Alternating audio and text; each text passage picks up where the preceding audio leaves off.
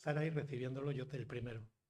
Entonces me iba a sentar, no sé si se va a oír, si no se oye me levantaré, pero la imagen es que yo esté sentado porque yo soy el primero que ha recibido lo que en esta mañana voy a compartir con vosotros. No sé si alguien me conoce de hace más tiempo, sabe que yo he sido vendedor comercial. Pati se alegra mucho porque entonces llevaba cuajadas, lo bajo así un poco igual, se escucha ahí. Y ella disfrutaba un montón de mis cuajadas, pero que cuando ya las tenía ella ya no eran mías, eran suyas. Con el tema de las ventas, hay un asunto que me gustaría tratar de explicar en esta mañana, que es el no ser claro en las ventas y el no valorar lo que no te cuesta nada. ¿Entendemos un poco la idea? Para esto podríamos poner un montón de ejemplos. Yo había puesto algunos pensando en cómo compartir para que fuera fácil y eran todos de tema de comidas y así de cuando yo estaba vendiendo. Vendo yogures, entonces vamos a poner una oferta de unos yogures que se caducan pasado mañana. Si solamente pongo la oferta del 30% de descuento, no estoy siendo muy claro en cuanto a la oferta, porque no estoy diciendo la realidad de lo que hay. Y si yo hago una promoción que regalo un yogur por cada 4 que compres,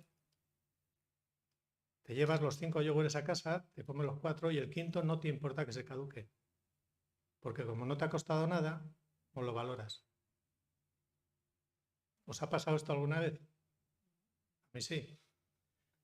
He pensado en otro ejemplo que me parece igual mucho más ilustrativo, que es el de la venta de coches. Yo no he vendido nunca coches, pero bueno, aquí a Andrés igual le suena un poco por su yerno. Si vendemos un coche de segunda mano, ¿qué tenemos que ser? Claros, de cara a que el comprador no tenga que ir a cambiarle la correa de distribución o que no tenga que cambiarle las ruedas o lo que sea. Decir, no, yo te vendo un coche por 2.000 euros y ya está, es así, ¿no? Hay que ser claro. Es decir, le pasa esto y le pasa lo otro para que el vendedor pueda valorar o el comprador pueda valorar lo que realmente está comprando. Y por otro lado, hacer una promoción porque queremos meter los coches eléctricos. Entonces vamos a regalar un coche eléctrico. Y a la gente le regalas un coche eléctrico, ¿vale? Lo puede coger, se va andando 20 kilómetros y se le para. ¿Por qué? Porque se le acaba la batería. Entonces hay que valorar mucho qué es lo que estamos aceptando en ese regalo. Hay que valorarlo.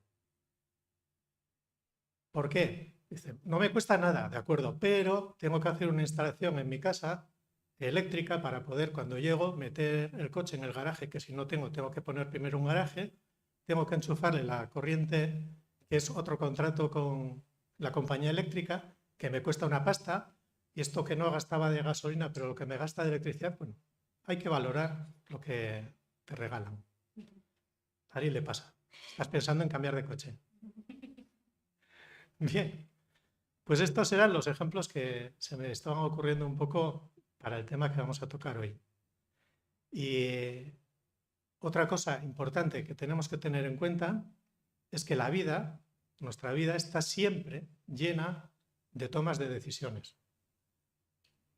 Ejemplos de casa, cuando estamos en casa, los padres, el otro día dijo María Ángeles, un poco así unos ejemplos, cuando le dicen a los hijos, tienes que llegar a tal hora, y el hijo, bueno, pero es que es no sé qué, no sé cuánto, oye, ¿puedo llegar un poco más tarde? Hay una negociación. Cuando estamos en el trabajo, yo que estoy trabajando muy bien, le digo a mi jefe, que tienes que subir el sueldo. Hay una negociación.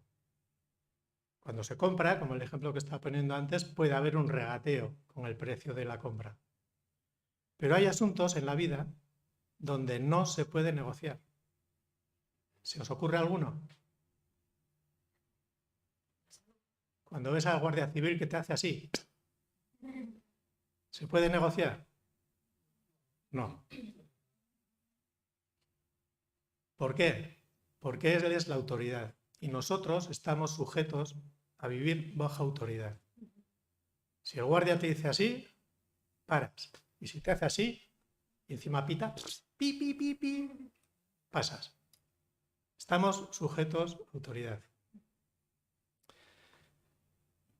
Venimos a la pregunta en esta mañana que yo he planteado para que nos hagamos cada uno de nosotros. Y yo estoy sentado porque soy el primero que se la ha hecho.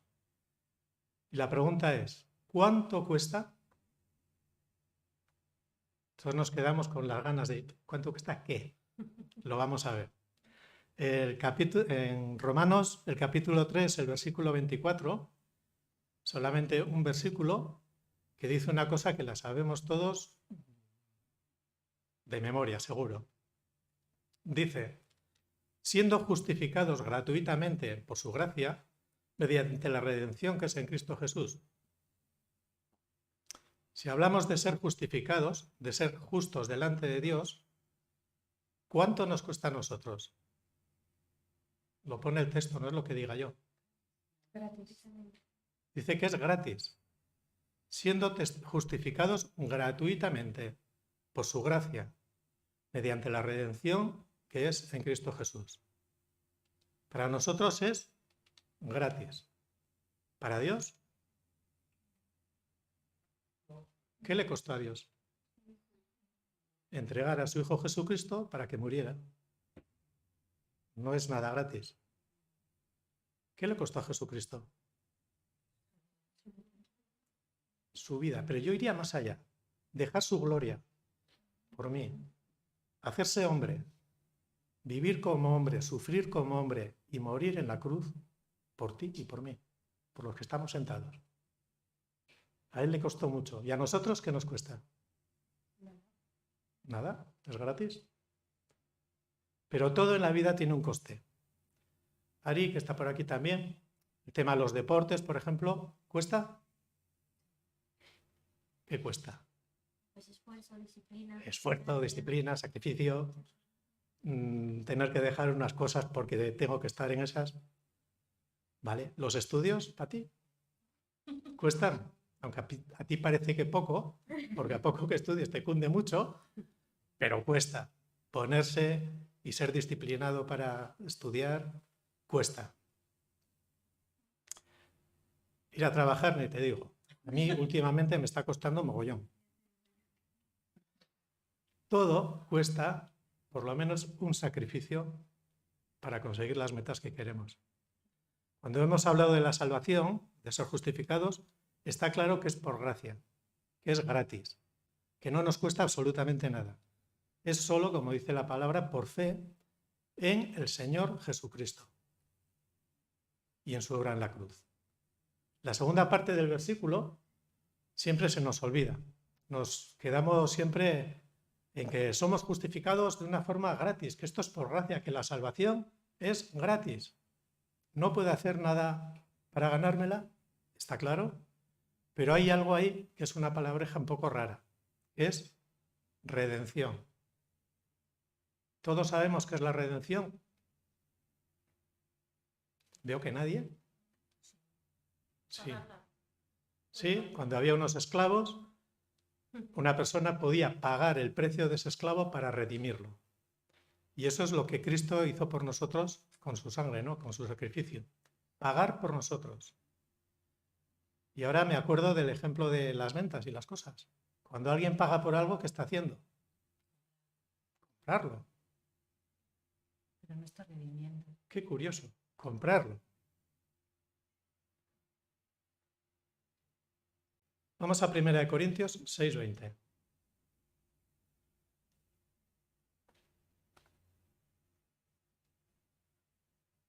Primera Corintios 6:20, que dice, porque habéis sido comprados por precio. Glorificad pues a Dios en vuestro cuerpo y en vuestro espíritu, los cuales son de Dios. Este versículo también nos gusta siempre la primera parte. Hemos sido comprados por precio. A nosotros no nos ha costado nada, hemos sido comprados. Bueno, lo del precio no nos preocupa, porque no nos ha costado, ¿no? Pero ojo, la segunda parte es la que se nos olvida y la que nos compromete a cada uno de nosotros. Y dice, glorificad pues a Dios, ¿dónde? En vuestro cuerpo y en vuestro espíritu, con la totalidad de la persona. Glorificad a Dios. Y lo último que dice, los cuales, el cuerpo y el espíritu, son de Melchor, de María Ángeles, de Pati. Esta parte se nos olvida. ¿De quién somos? Del que nos ha comprado. Somos de Dios. Bien, todo esto era la introducción. Así que ahora vamos a abrir nuestras Biblias en el Evangelio de Mateo, en el capítulo 8, y a partir del versículo 18, que es donde nos vamos a centrar un poco aquí, pero necesitaba que lo que hemos dicho al principio quede un poco claro.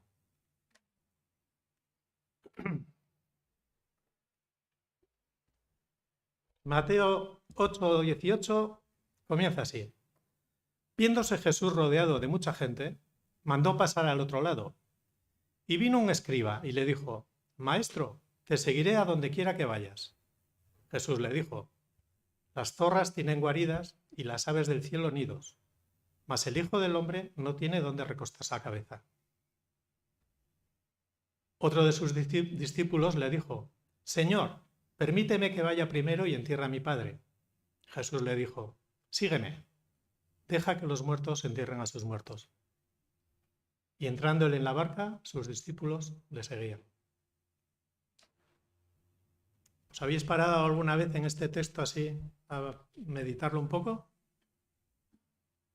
Pues a mí me ha tocado y por eso tengo que estar sentado. Y quiero compartirlo con vosotros porque de verdad vamos a poder contestar cuánto cuesta, que era la pregunta del principio. El contexto. ¿Dónde está Jesús con la gente y en este momento? Dice, viéndose Jesús rodeado de mucha gente, pasó a mandar al otro lado. Quiere decir que estaban en un sitio para poder ir al otro lado. ¿Dónde estaban? Estaban en la provincia de Galilea, concretamente en la ciudad de Capernaum. ¿Por qué decimos que estaba en Capernaum?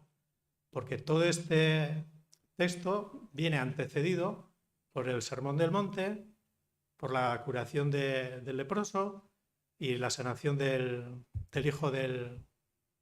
Me sale gendarme, que no es gendarme. Del centurión. Y después dice el texto de Marcos que entraban en la sinagoga y predicaban, y saliendo de la sinagoga fueron a casa de Pedro. Y en casa de Pedro lo que hizo fue sanar a la suegra de Pedro. Mira que todos estamos con las suegras y él a sanar a la suegra, pero bueno. Entonces, por eso podemos ubicar que donde estaban era en Capernaum, que era una ciudad al noroeste del lago, bueno, o del mar de Galilea o otras cosas que se llaman de otras maneras. Bien, dice el texto, primera parte, versículo 18. Viéndose Jesús rodeado de mucha gente. Vamos a ver en este contexto de lo que hemos hablado en estos versículos, tres tipos de gente. A ver si me seguís. Primero, mucha gente que rodeaba a Jesús. Después tenemos gente concreta que quería seguir a Jesús. Y por último, tenemos gente que siguió a Jesús. Entonces, vamos a ver en cuál de los tres grupos nos ubicamos. Ese es el reto de esta mañana. Por eso mejor estar sentado. Viéndose Jesús rodeado de mucha gente. Estaba rodeado de Jesús. Jesús está todos bien cerca, pero todos eran discípulos, siervos de Jesús. No. Mucha gente de los que estaban allí, esa gran multitud que había, venían por la predicación del Sermón del Monte, que les había gustado, sobre todo por los milagros que se hacía, porque habían podido comer pan también. por toda la situación esta que había alrededor de Jesús, ¿no? Eran seguidores, de alguna manera podemos decir, interesados. ¿Por qué? Porque no estaban interesados en el Evangelio, sino en las cosas que obtenían por estar con Jesús o cerca de Jesús. Y hay muchas personas hoy en día que se acercan a Jesús por lo mismo. Porque Jesús sigue haciendo milagros en cada vida, porque Jesús bendice, porque Jesús cumple sus promesas, porque da seguridad de salvación. Y a muchas iglesias solo les importa que haya mucha gente dentro de las iglesias. Y se ha perdido de vista si son o no son verdaderos creyentes. Jesús no quiere este tipo de personas, no quiere este tipo de seguidores. Y entonces lo que hace es mandar. Vamos al otro lado. Quiere decir, si nos vamos a ir al otro lado, y estamos a un lado del mar de Galilea, tenemos que ir al otro lado del mar de Galilea, o sea, al este. ¿Alguien sabe hacia dónde fue? ¿Dónde quería ir? Después de esto fue otro milagro, donde legión, cerdos, ¡oiga! Allá. Iban a ir a Gadara, después de la tempestad del mar, llegan a Gadara y pasan lo de los cerdos.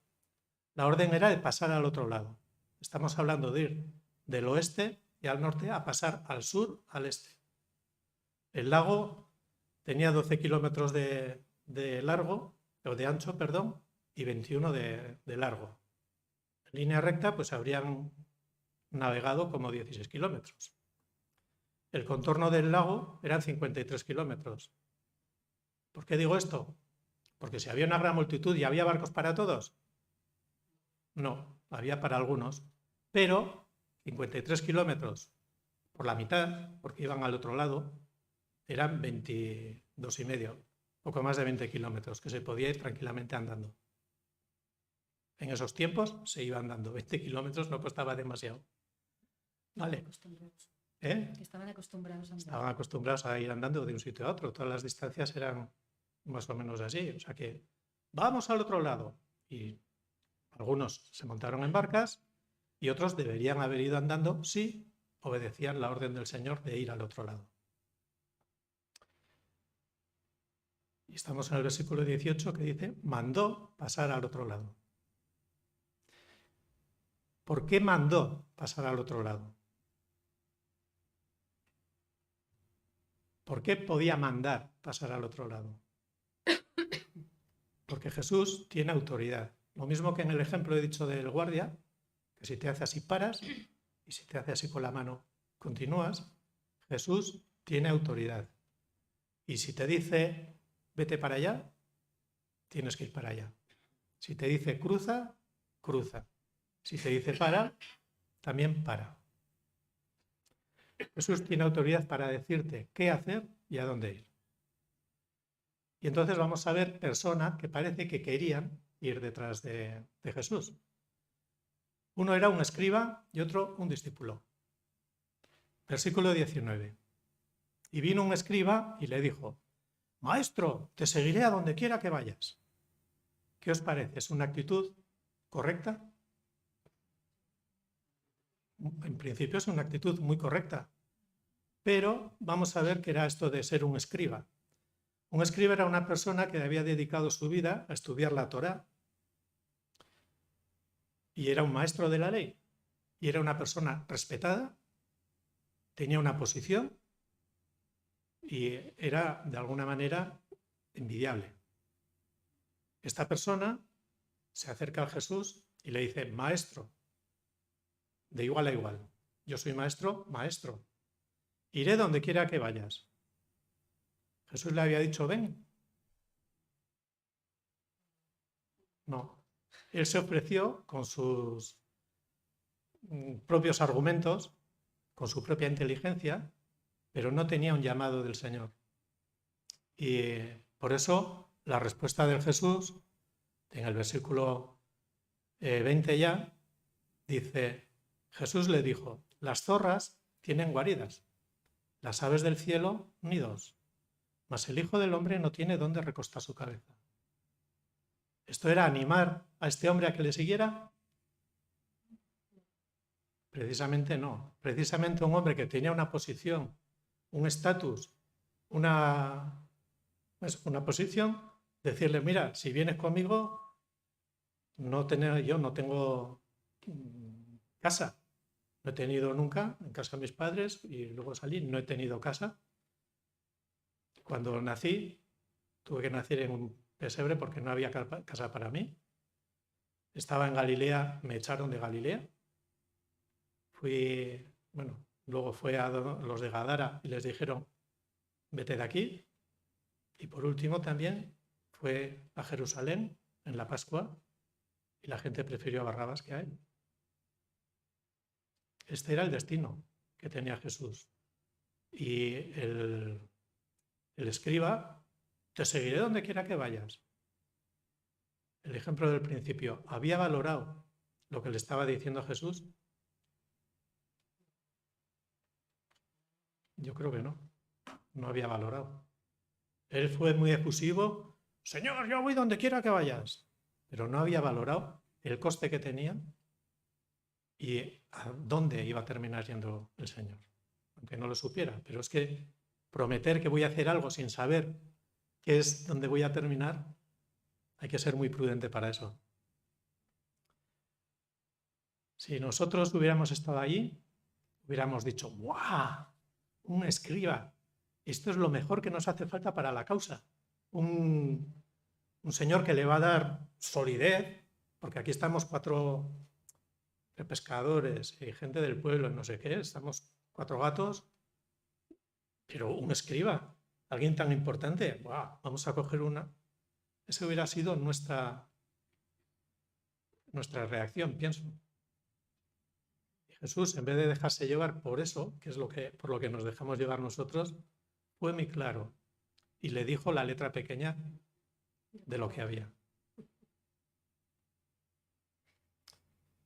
El otro,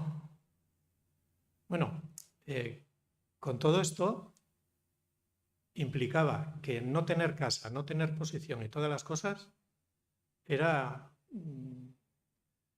que tenía que ver si le interesaba más la posición que tenía o seguir manteniendo la posición o perder toda esa posición para seguirle, como le estaba diciendo, sin casa, sin nada. Tenía que valorarlo, ¿no? En el versículo 21 dice, otro de sus discípulos, que aquí este discípulo no es uno de los 12 que eran los apóstoles, era uno de los que tenía, le dijo, Señor, permíteme que vaya primero y entierre a mi padre. ¿Es legítimo? Muy legítimo, ¿no? Parece que es legítimo. A mí me llama la atención, primero, cómo se dirige a Jesús.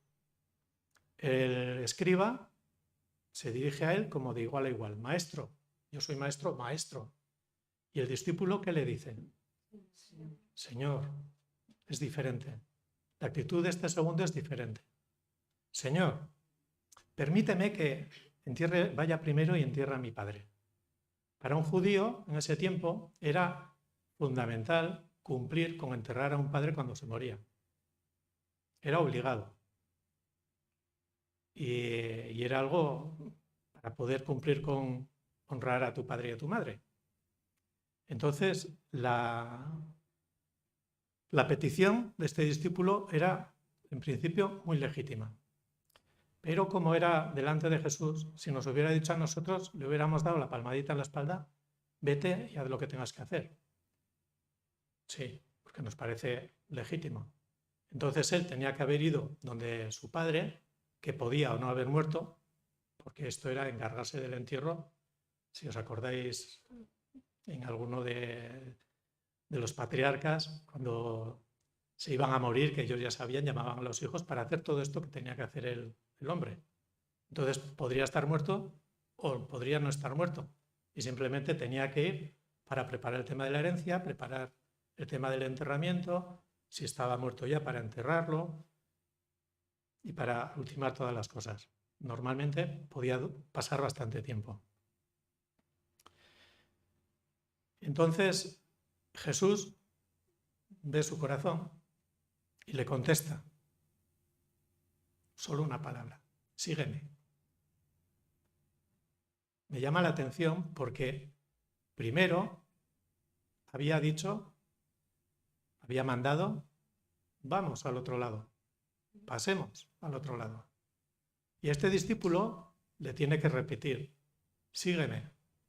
¿Y qué le había dicho cuando se dirigió este discípulo a él?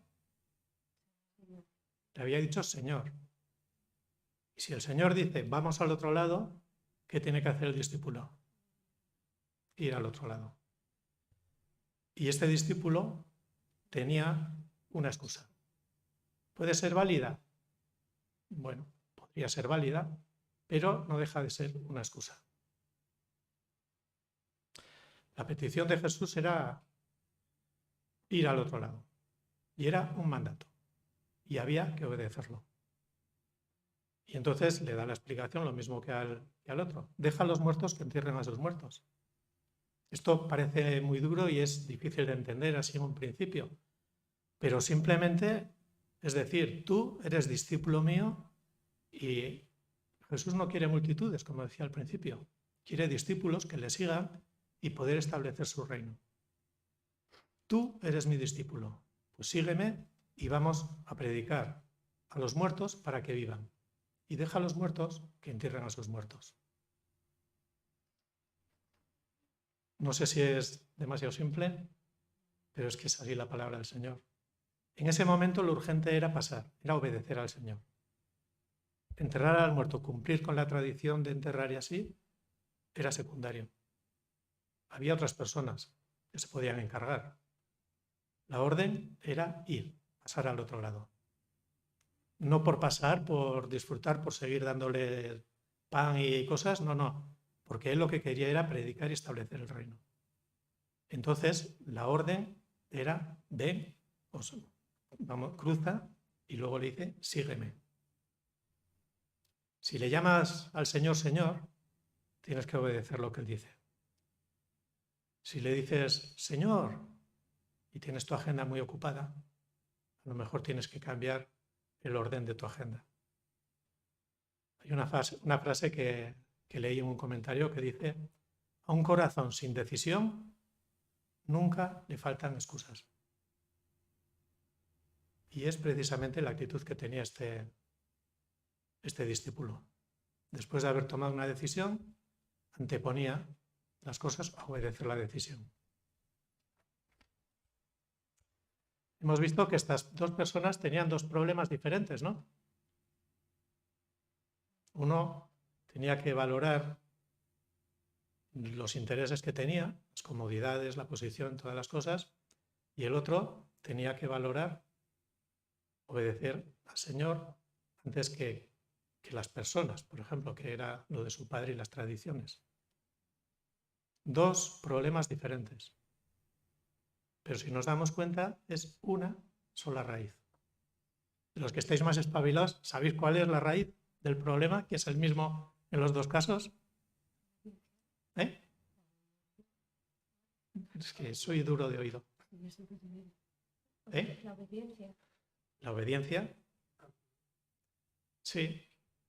Pero las dos cosas, está muy bien lo que habéis dicho, las dos cosas radican en no poner a Cristo en primer lugar. El escriba podía anteponer su posición, sus cosas, sus comodidades, antes que el Señor, y el siervo anteponía las relaciones personales antes que el Señor. Son dos peligros que corremos nosotros también hoy en día. Anteponer nuestra propia comodidad al Señor y anteponer nuestras propias relaciones personales al Señor.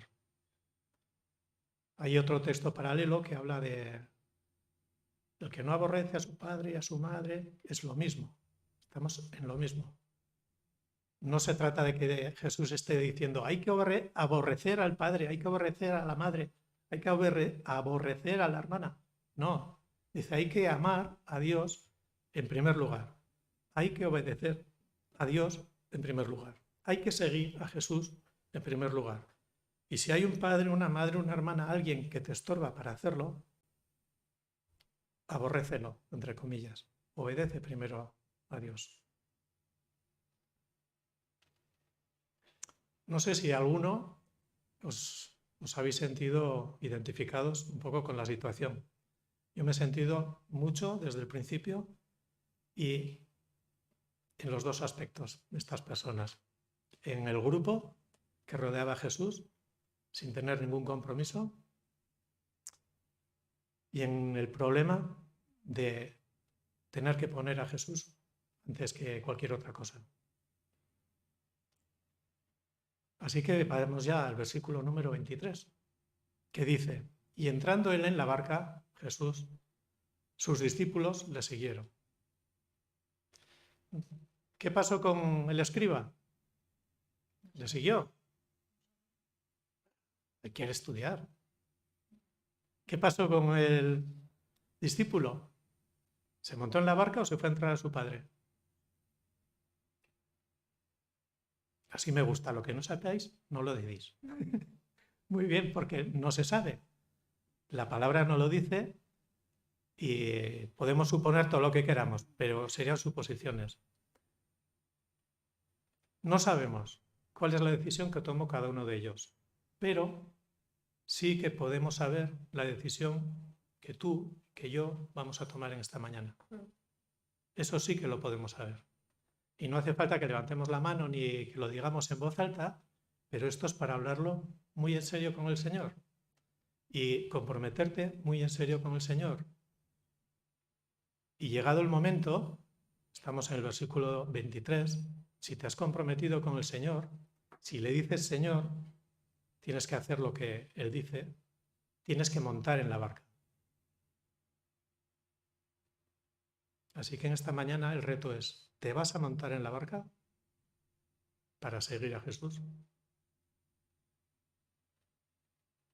Las acciones hablan más que las palabras. Últimamente lo estamos diciendo bastante. Las acciones hablan más que las palabras. Decir, sí, yo soy discípulo, yo amo al Señor, el Señor es lo principal para mí. Que tus acciones lo respalden. Conclusión. Hemos visto que todas las cosas cuestan. Entonces tenemos que valorar el coste, en este caso, de seguir a Jesús. Valorar el coste para poder subir a la barca. Entonces ahora la respuesta a la pregunta sería, ¿cuánto cuesta seguir a Jesús?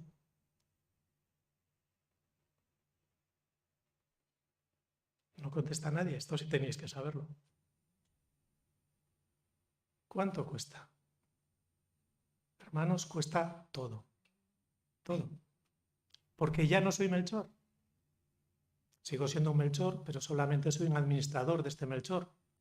Porque me ha comprado, porque es mi Señor. Porque tengo que hacer lo que Él diga, ir a donde Él me mande. Y eso cuesta. Y aquí viene el versículo que tantas veces decimos. Que cada uno coja su cruz y sígame. ¿Coge su cruz qué es? Sufrir, ay, lo que me pasa en el trabajo, ay, lo que me pasa con el vecino, ay, todos estos sufrimientos. No. Coger la cruz, y es bastante cruz, es negarte a ti mismo y ser servidor de Jesús. Y eso cuesta. A mí me cuesta. Si no te montas en la barca, pierdes a Jesús. Y si pierdes a Jesús, lo pierdes todo. Pero si estás con Jesús, no es que lo ganes todo, es que no necesitas nada más. Segunda parte, esto sería valorar el coste. Segunda parte, ser claro. Jesús hemos visto que es muy, muy claro.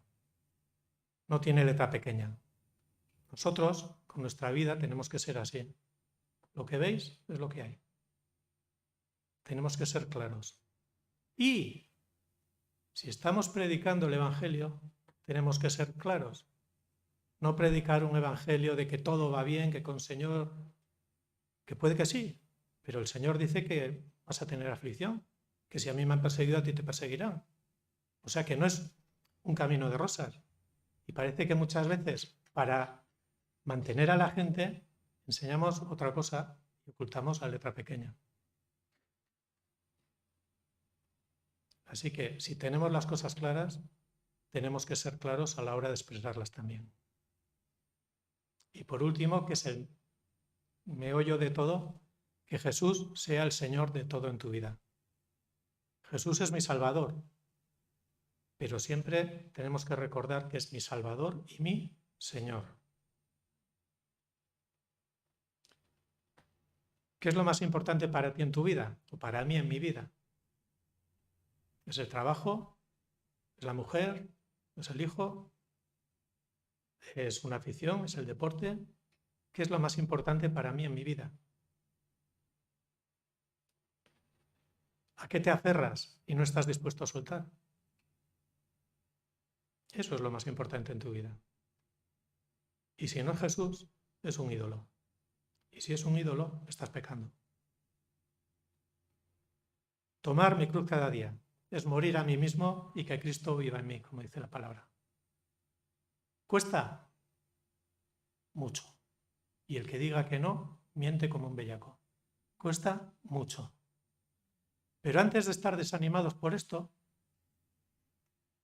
me gustaría que hubiera servido de reflexión para ver en qué punto estamos y poder comprometernos de una manera real, sin letra pequeña, genuinamente y sabiendo a lo que nos comprometemos.